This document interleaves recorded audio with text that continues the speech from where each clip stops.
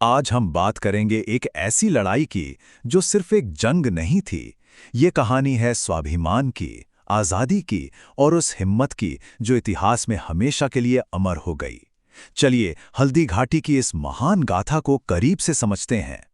सोचिए, एक तरफ था मेवाड़ का छोटा मगर अपनी आज़ादी पर अड़ा हुआ एक राज्य, और दूसरी तरफ था वो विशाल मुगल साम्राज्य जिसने लगभग पूरे राजपूताना को अपने झंडे के नीचे कर लिया था। ये मुकाबला ही बराबरी का नहीं था, ये हिम्मत और ताकत की एक जबरदस्त टक्कर होने वाली थी। तो चलिए सबसे पहले ये समझते हैं कि इस ऐतिहासिक टकराव का मंच कहाँ सजा था। ये लड़ाई आखिर कब और कहाँ लड़ी गई।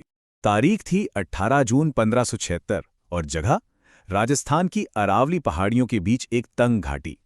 यही वो मैदान था जहां इतिहास का एक ऐसा पन्ना लिखा जाना था जिसे कभी भुलाया नहीं जा सका।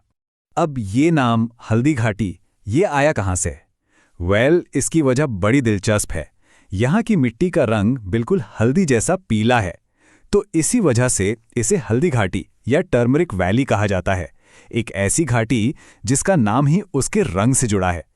अब जरा फौज की ताकत पर नजर डालते हैं, और यहाँ फर्क जमीन आसमान का था। मेवाड़ के पास थे करीब 20,000 सैनिक, तो वहीं मुगल सेना की ताकत थी 80,000। मतलब मेवाड़ के हर एक सैनिक के सामने 4 दुश्मन खड़े थे।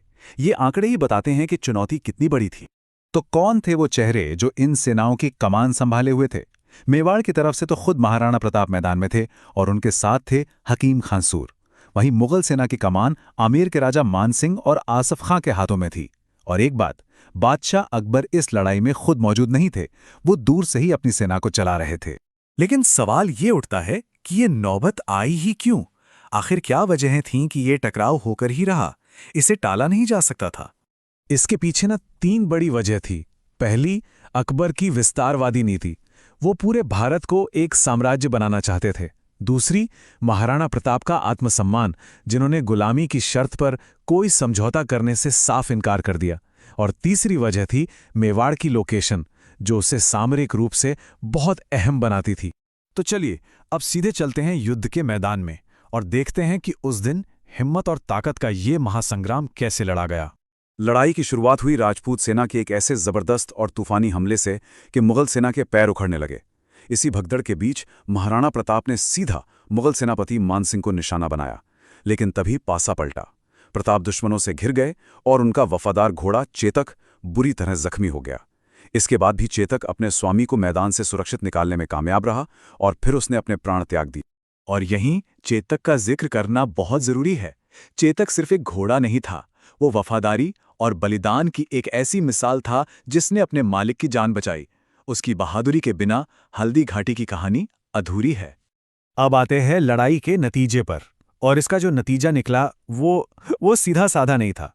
यहाँ जीत और हार की पारंपरिक परिभाषा ही बदल जाती है।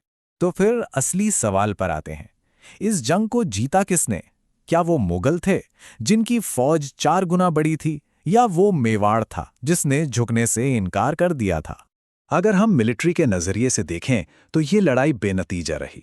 हाँ, मुगल सेना का मैदान पर कब्जा हो गया था, लेकिन उनका जो असली मकसद था वो पूरा नहीं हुआ। वो ना तो महाराणा प्रताप को पकड़ सके और ना ही मार सके। और यहीं से एक नई बात निकल कर आती है। इस लड़ाई को हार नहीं बल्कि आत्मसम्मान की विजय कहा गया। एक ऐसी जीत जो मैदान में नहीं बल्कि उसूलों और स्वाभिमान के मोर्चे पर हासिल की गई थी। क्योंकि कहानी यहाँ खत्म नहीं हुई थी।